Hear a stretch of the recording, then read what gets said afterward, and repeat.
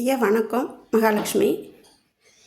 நான் கேஸ் போட்டிருக்கேன். பில்டிங் கிட்ட நடந்த அத்தனை அட்டுழியத்திற்கும் அநியாயத்துக்கு ஒரு லேடியை அவங்க தப்பு பண்ணாங்க அப்படின்னு சொன்ன ஒரே காரணத்துக்காக அத்தனை அராஜகம் நடந்துச்சு.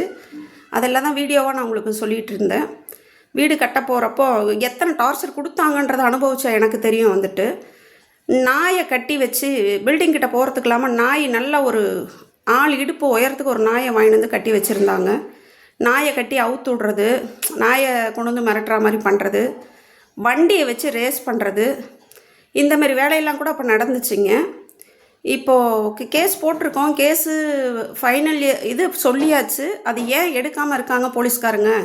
ஒரு வேலை நடக்கட்டும். அவள் பக்கத்து வீட்டுக்காரி ஒரே வெறியில் இருக்காளுங்க. என்னன்னா அவள் அந்த வீட்டை விற்கணும், இல்லைன்னா விட்டுட்டு ஓடிடணும். அந்த ஒரே ஒரு மைண்ட் தாட்டில் தான் இருக்கா. இந்தமாரி ஆளை என்கரேஜ் பண்ணாதீங்க தயவு செஞ்சு.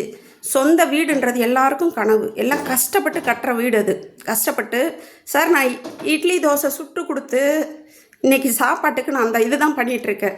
அதோடு இல்லை, வெளியில் போனோன்னா எனக்கு எத்தனை செலவாகும்னு செலவு பண்ணுற அத்தனை பேருக்கும் தெரியும். கோர்ட்டு கேஸு போலீஸ் ஸ்டேஷன் வக்கீல்னு போனால் நான் என்ன ஃபேஸ் பண்ணணும், என்ன பண்ணணுன்ற இன்றைக்கி இருக்கிற இதில் எல்லாமே உங்களுக்கு எல்லாருக்குமே தெரியும். யாருக்கும் சொல்லணும்னு அவசியம் இல்லை. ஆனால் இதுக்கு கவர்மெண்ட் கண்டிப்பாக ஒரு நடவடிக்கை எடுக்கணும். எங்கே பார்த்தாலும் இடத்துக்கு அடிச்சுக்கிறது, வெட்டுறது, ஒருத்தனை தண்டிங்க.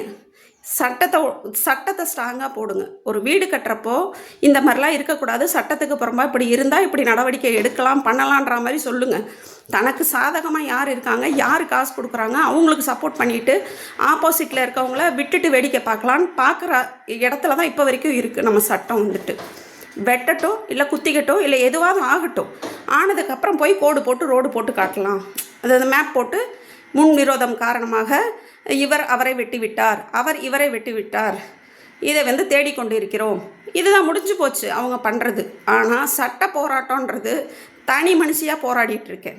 நேற்று நைட்டு நாங்கள் போயிருந்தோம் பில்டிங் கிட்ட போகிறப்போ அவங்க பையன், அந்த பையனுக்கு ரொம்பலாம் வயசாகலை. என்னை அடிக்கிறப்போ அவன் 9th படிக்கிற பையன் இப்போ காலேஜில் வச்சுருக்காங்க. பசங்களுக்கு கற்றுக் கொடுத்துருக்க லட்சணம். அந்த பையன் அடிச்சுட்டு பேசின வார்த்தை அத்தனையும் நான் எழுதி கொடுத்துருக்கேன் கம்ப்ளைண்ட்டாக. இந்த மாதிரி இந்த பையன் பண்ணால், அவங்க அம்மா இதை பண்ணாங்கன்னு எல்லாமே எழுதி கொடுத்துருக்கேன். அந்த அட்டகாசம் பண்ண ஒரு பையன் இப்போ சமீபத்தில் கூட ஏதோ காலேஜில் போய் செவ்வரேறி குதிச்சிருக்கு. அந்த காலேஜுக்காரங்க பிடிச்சி பேரண்ட்ஸ்கிட்ட சொல்லியிருக்காங்க. கண்டிப்பாக அவங்க எங்கிட்ட பண்ண அதே சிம்பதிக்கு தான் பண்ணியிருப்பாங்க. ஏன்னா சின்ன பையன் தெரியாமல் பண்ணிட்டான் அப்படின்னு சொல்லியிருப்பாங்க. ஏன்னா தான் போலீஸ் விட்டு வேடிக்கை பார்த்துட்ருக்கே. நேற்று நாங்கள் போகிறோம், வண்டியை வச்சு அந்த அளவுக்கு ரேஸ் பண்ணி ஏன்னா நான் தனியாக போகணும். அவங்களுக்கு தனியாக போனால் என்னென்ன அராஜகம் பண்ண முடியுமோ அத்தனை அராஜகமும் பண்ணாங்க. இப்போ வரைக்கும் பண்ணிக்கிட்டு இருக்காங்க. சட்ட போராட்டம் நடத்திக்கிட்டு இருக்கேன். முதலமைச்சர் ஐயா, எதுக்கோ சட்டம் போடுறீங்க. நான் அடைஞ்ச லாஸ், நான் பட்ட கஷ்டம், ஒரே வார்த்தை சொல்கிறாங்க, விற்றுட்டு ஓடு, விற்றுருன்றாங்க. விற்கிறதுக்கான இத்தனை கஷ்டத்தையும் அவமானத்தையும் தாங்கினேன். விற்கிறதுக்காக இத்தனை கஷ்டத்தையும் பட்டேன். நான் என் கஷ்டத்துக்காக நான் விற்கலாம், எனக்கு பண தேவை இருக்குன்னு விற்கலாம். யாரோ ஒருத்தருடைய வைத்தறிச்சல், அவங்க பண்ண அராஜகம், அவங்க சட்டத்துக்கு புறம்பா பண்ணியிருக்காங்கன்னு சொன்ன ஒரே காரணத்துக்காக அதை விற்றுட்டு ஓடுன்னு சொல்கிறாங்க. அப்போ யார் எனக்கு வீடு வாங்கி கொடுக்கறது?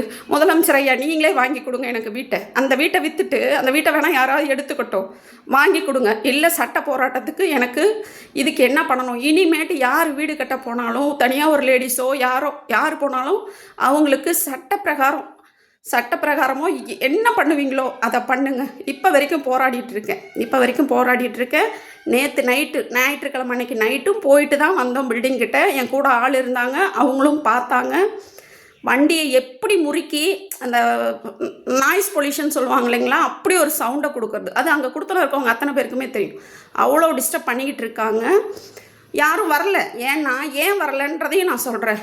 நான் கம்ப்ளைண்ட் கொடுத்து இது பண்ணப்போ அந்த வட்டாரத்துக்குள்ளார அந்த ஆஃபீஸர்ஸ்லாம் பண்ண விஷயத்தை பார்த்துட்டு, ஏமா நீங்கள் போயே அவங்க கண்டுக்கல, இனி நாங்கள் வந்தால் தானே ஏதாவது சொல்ல போகிறாங்க, எங்களை மிரட்டுறாங்க அப்படின்னு சொன்னாங்க. அதுதான் உண்மையும் கூட.